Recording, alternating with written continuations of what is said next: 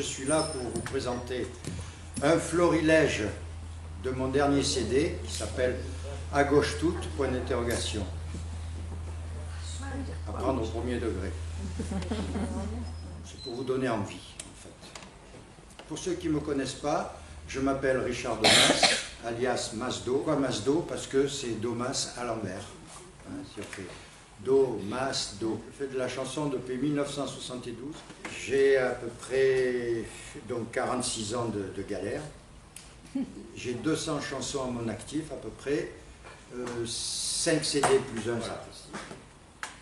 Et Baudelaire disait, pour ceux qui ont entendu parler de l'Albatros, le poète est semblable au prince dénué, ses ailes de géant l'empêchent de marcher. C'est pas exact. C'est pas exact. Le poète n'a pas des ailes de géant. Il vit à ras de terre, le nez dans sentir dans sa chair les pulsions incertaines de ses frères humains, et ça le fait souffrir. Tel le sismographe, il prévient du tremblement du monde, mais il ne sait pas les arrêter. Alors j'étais inquiet la semaine dernière, j'ai téléphoné à l'Élysée, au bureau des inquiétudes. J'ai dit, allô, le bureau des inquiétudes, je suis très inquiet. Le gasoil qui augmente, l'espérance de vie qui diminue, ma grand-mère qui ne mange plus, je suis très inquiet. On dit, ne t'inquiète pas, tout va aller. Ne t'inquiète pas. Je suis arrivé par hasard dans un monde déjà formé par des êtres plus ou moins tocards qui s'acharnent à tout massacrer. Je ne sais plus quelle est ma race. Qui dois jaillir, qui dois-je aimer? Laisserai-je au moins une trace sur le sable d'éternité? Ne t'inquiète pas, tout va aller. Ne t'inquiète pas, tout va aller. Ne t'inquiète pas, tout va aller. Ne t'inquiète pas, tout va aller. Dans l'abîme.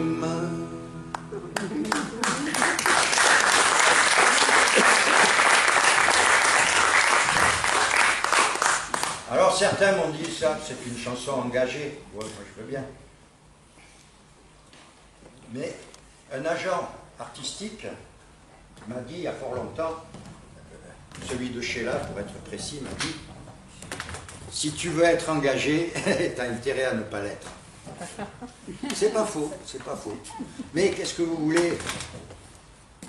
Je ne peux pas m'empêcher et je ne peux pas lutter contre un élan qui m'envahit, qui est plus fort que moi. Et puis il faut bien qu'il y en ait qui se dévouent en chanson pour dénoncer les horreurs et les mensonges officiels, les calembredènes, comme on dit, et sortir du ronron un peu sirupeux de la chanson officiellement divulguée. Voilà. Mais de toute façon, on n'a plus pour longtemps. Pourquoi? Parce que je suis trop vieux pour espérer, selon l'INSEE, durer encore assez d'années pour devenir un chanteur indispensable. Ça m'attriste et ça me déprime. J'ai beau changer de pseudonyme, de répertoire d'impresario, mais je ne change pas d'idée, c'est ça mon drame. Selon les juges patentés de la culture, j'ai pas le look répertorié, ni l'envergure d'une vedette convenable. Chanteur raté de variété, du business et de la télé, des grandes scènes conventionnées et de la marche subventionnée par vos impôts. Mais je me fous de la gloriole, chanteur raté. Je suis un vieux chanteur raté, mais ils ne pourront plus nier que j'ai quand même rien chier. Tu bois du vin blanc. C'est pas du vin blanc. C'est des pastis. C'est du jus de plantain. Du jus de pied. Pour ceux qui connaissent. Autre chose, il y a une chose qui m'horripile, c'est la télé. Et plus particulièrement les émissions qui sont censées nous enseigner ce qu'il faut que nous pensions des événements et de la politique. C'est gonflant. C'est vrai. Des choses qu'on ne peut même pas vérifier par nous-mêmes et qu'on est obligé d'accepter comme vraies. Parce qu'à la télé, il y a quoi? Il y a l'heure, la date et la météo qu'on peut vérifier par nous-mêmes. À peu près tout. Et encore, souvent, ils se trompent. Tous ces premiers de la classe qui viennent. Il faut que vous pensiez telle chose. Oui, n'est-ce pas, monsieur le penseur? Bien entendu. On les aura, mon camarade, tous ces pourris, tous ces pédants, qui ne viennent jamais dans ton rade, mais qui se pavanent à l'écran, qui disent qu'on est beaucoup trop cons pour comprendre la vie des nations, qu'il faut donner pour la recherche, pour le cancer, pour le sida, pour les riches qui n'ont plus la pêche, pour sauver leur pouvoir d'achat. Comme t'es déjà dans la dèche, tu pourras pas tomber plus bas. On les aura, mon camarade, puisqu'on ne comprend pas leur jeu. Après 3 ou 4 rasades, on se sentira beaucoup mieux. On va parler écologie, c'est à la mode. Surtout en matière commerciale.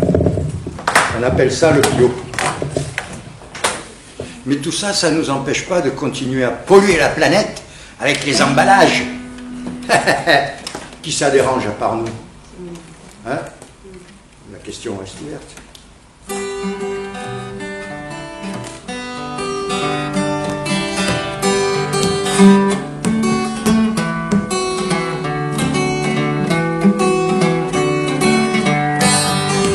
Le matin se lève, les nouvelles brèves m'assaillent déjà.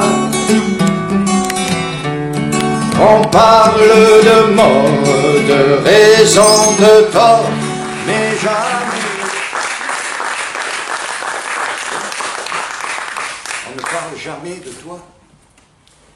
On ne parle que de gens qu'on ne connaît pas, avec des histoires qui ne nous arrivent pas. Mais jamais de toi. Pourtant, s'il y a une chose importante dans la vie, c'est bien ton existence. Mais qui ne dure pas très longtemps. Et au lieu de dépenser des milliards à inventer des engins et des produits pour détruire la vie, si on mettait tout ce pognon dans la recherche contre le vieillissement, ce serait fabuleux. On pourrait toujours mourir jeune. Ma vie, mamie, je me débat contre le temps. Mais les jours qui passent et trépassent, lorsque la nuit les envahit, ne laissent qu'une trace fugace dans un sommeil anéanti.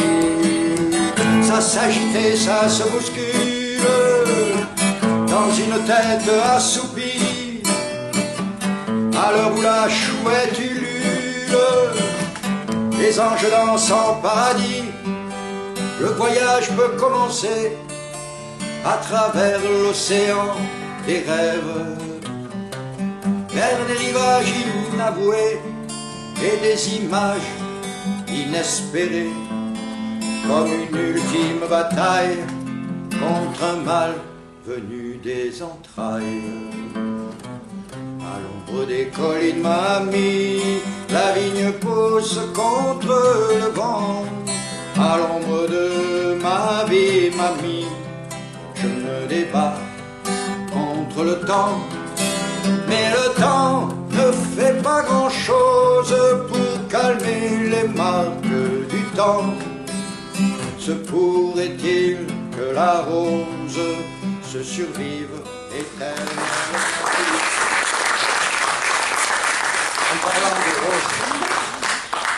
En parlant de rose, je ne peux m'empêcher d'avoir une pensée pour un ami très cher qui a décidé de partir en congé perpétuel. Il y en a qui l'ont connu. Et cet ami, il était gardien de l'homme, gardien au musée de l'homme. Et chose étrange, il était tombé amoureux d'une momie. Vous rigolez, mais il n'y a pas de pareil. Il y en a bien qui sont tombés amoureux d'un fantôme. Hein, vous connaissez? C'était troublant, c'était tout blanc. C'était vêtu d'un drap tout blanc. Ça présentait tous les symptômes. Ça vous parle, ça? Ah ben voilà. Ben lui, c'était une momie. Pourquoi pas? Alors, c'est une chanson d'amour, la seule du récital. C'est moi le gardien du musée de l'homme, du musée d'anthropologie. Je m'ennuie toute la journée comme une pièce d'anatomie. Je somnambule parmi les globules du petit matin jusqu'au soir. Dans les galeries de squelettes, parmi les fœtus sans bocaux, les disséqués sans queue ni tête, et les écorchés du cerveau. Mais quand vient le soir, dans la galerie, je suis enfin seul avec ma momie, ma poupée du Nil, aux hanches si fines, ma tendre momie, aux longs cils de soie, aux cheveux d'ébène, striés de fuchine, à des lèvres d'or, si douce pour moi, ma poupée d'amour. La nuit me murmure des tendres discours, des mots de mercure, et dans son jardin que le soleil dort, nous faisons l'amour et l'amour encore. Je ferme le sarcophage à 8 heures pour que ma momie se rendorme. Je salue le conservateur.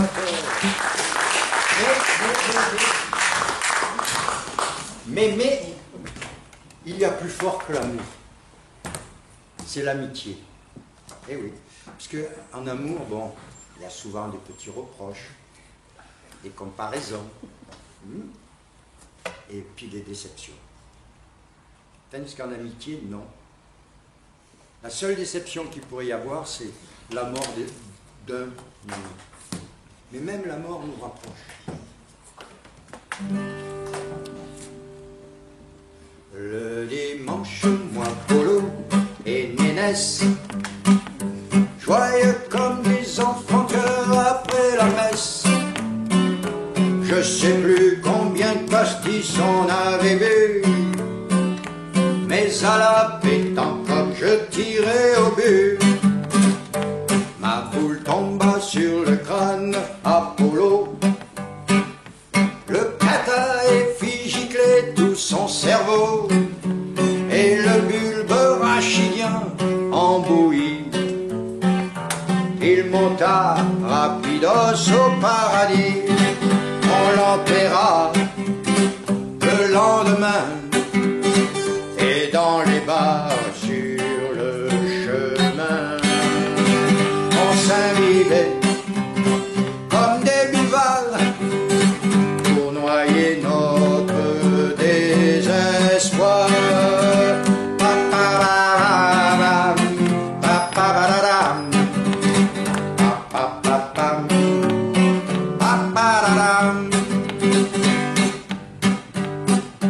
Le dimanche, en refoulant nos sanglots, on fit dire une messe pour ce cher vieux Polo.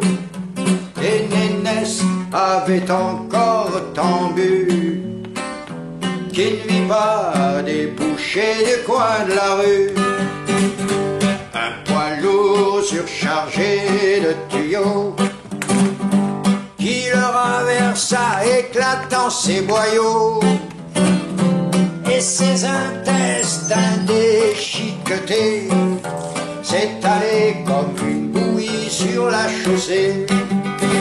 Le lendemain, au cimetière, je l'enterrai à la cuillère. Je suis tout seul, tout morfondé, en pensant aux amis perdus.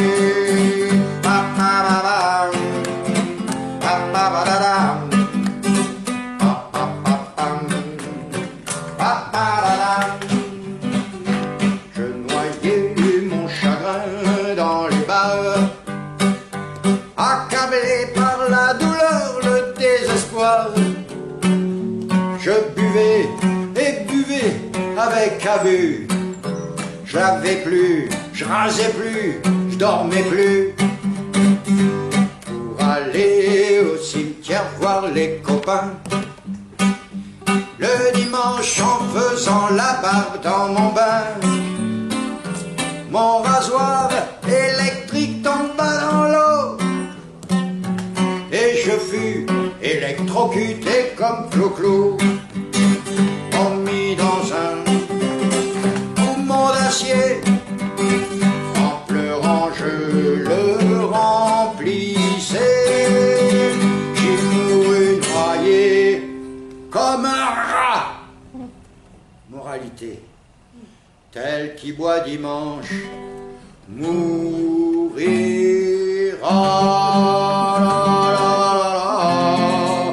La la la la la la la la la la.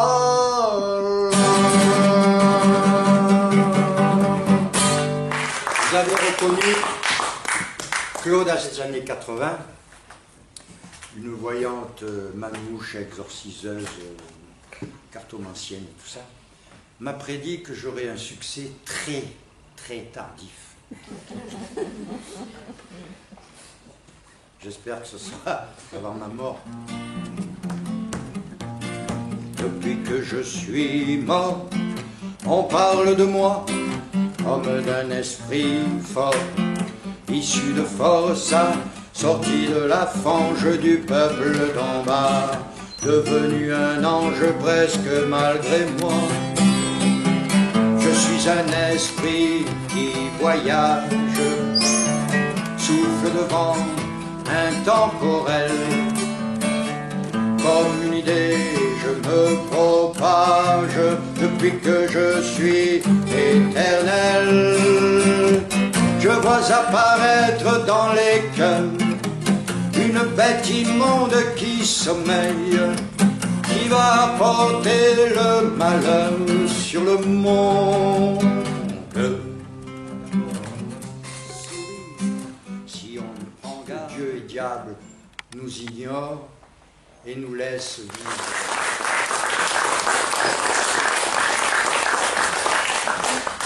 Mais tout ça, c'est bien prétentieux parce que ce n'était qu'un rêve. Et me voilà revenu sur Terre pour accomplir une mission. Oui, j'ai une mission, c'est de redonner un nouvel essor à notre religion emblématique. Il y a en France à peu près 100 000 lieux de culte catholiques. C'est à peu près autant, je crois que c'est même un peu plus que le nombre de pratiquants. Je ne dis pas de croyants, je parle de pratiquants. Trouver le moyen de remplir nos églises et faire face à la crise de foi dans nos églises. J'ai créé un petit business pour redonner goût à la messe. Je fabrique des hosties spéciales, des hosties artisanales, et parfumées au gingembre, à consommer le 2 novembre, jour des morts. Pour les athées et les esthètes, j'en ai au piment d'Espelette. J'en fais aussi au jambon ou nappé de crème de marron. Et pour les accos du catéchisme, je propose des gargarismes au jus de belladonna ou au pavot de Panama. Pour les vêpres, j'ai mis au point une hostie en pâte de coin, marinée dans le chanvre indien, gourmandise pour les chrétiens. Depuis, ça ne désemplit pas, le curé en reste papa.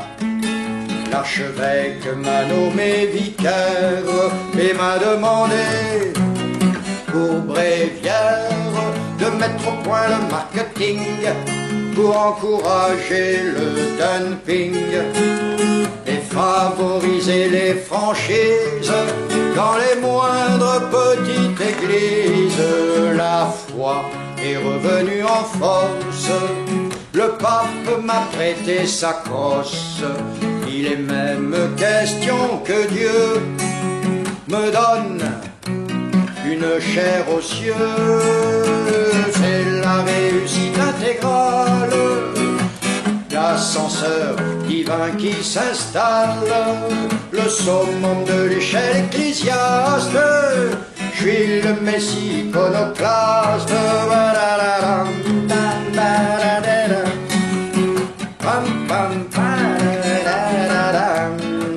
Depuis Jésus me fait la gueule, Mahomet me bat un peu froid, mais il paraît que Jéhovah voudrait de manière pieuse me proposer une OPA.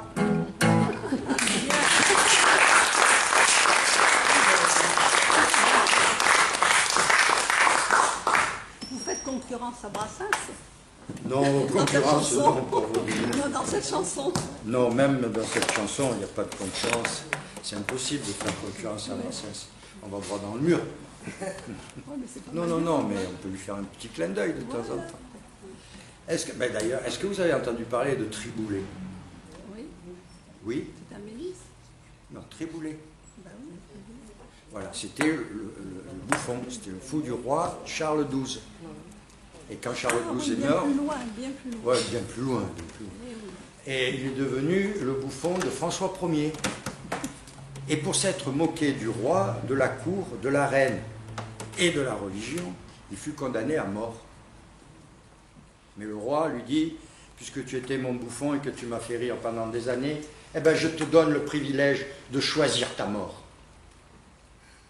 Oh, si, c'est l'honneur. Mais est-ce que vous allez vraiment respecter ma volonté, si je vous dis comment je veux mourir?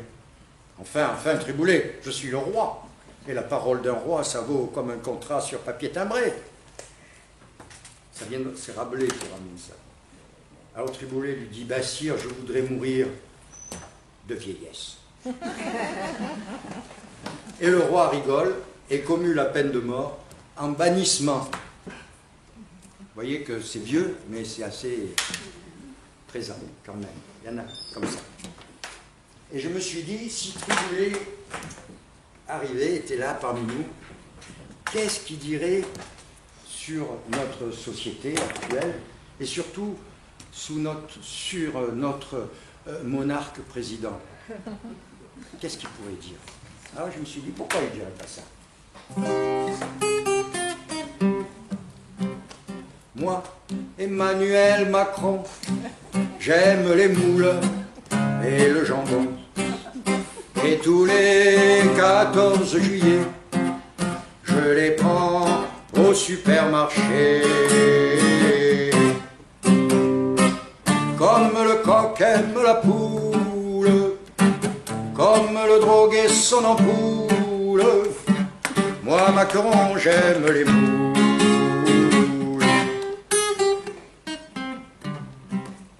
Depuis que la France en marche a pris la barre du vaisseau, soutenu par ma matriarche, je vous conduirai dans les gouffres abyssaux.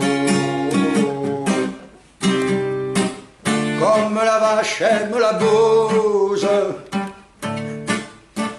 comme l'épicurien les partous. Moi, Macron, j'aime le flouze. Moi, le grand chef des armées, je suis le seul à commander. Et avec mes soldats de plomb, je m'amuse tout seul dans mon salon. Comme l'enfant aime sa mère, comme le ver aime la terre, moi Macron j'aime la guerre. Quand j'aurai mis la France au pli, je pourrai paresser au lit. Et les petits peuples qui a voté pour moi l'aura profond dans le baba.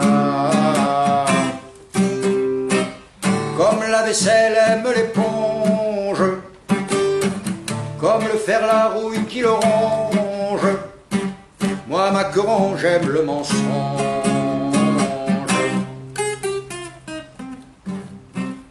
Pour remercier mes sponsors, mes amis riches et consorts, je prendrai à ceux qui n'ont rien pour qu'ils deviennent des moins que rien.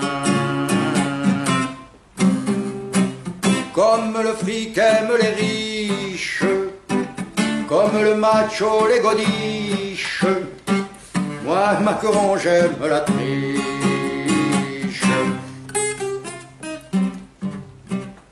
À la fin du quinquennat, je briguerai un autre mandat. Et à coup de publicité, je resterai peut-être à l'Élysée. Comme l'obsédé aime les fesses, comme les électeurs les promesses, moi Macron, faut que je m'engraisse.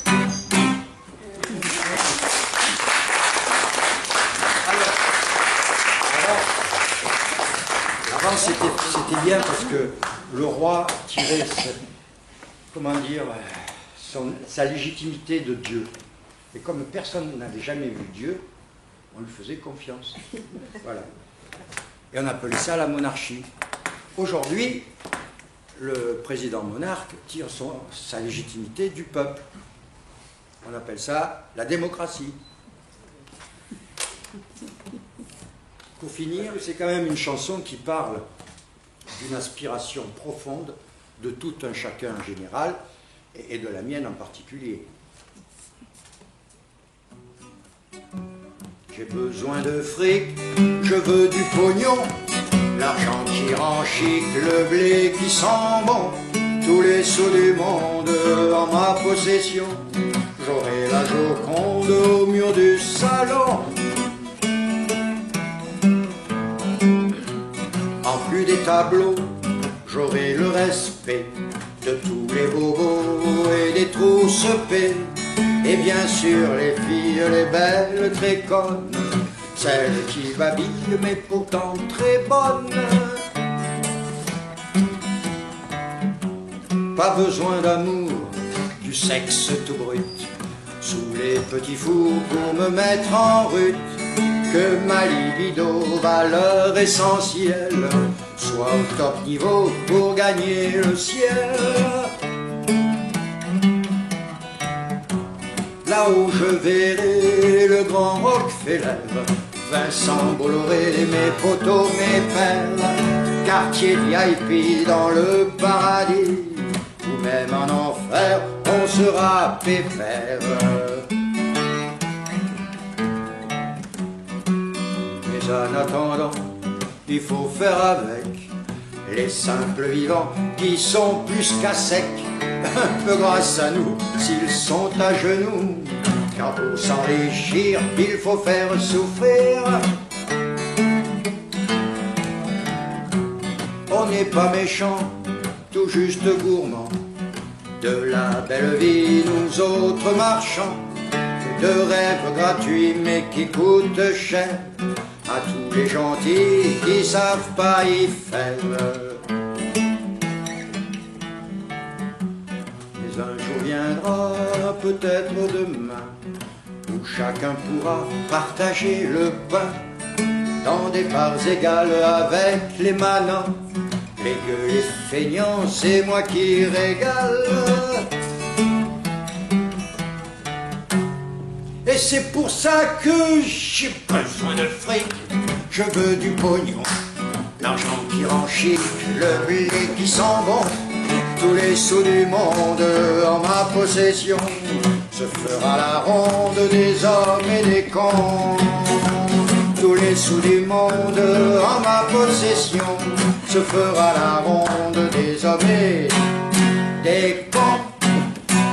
Merci à vous.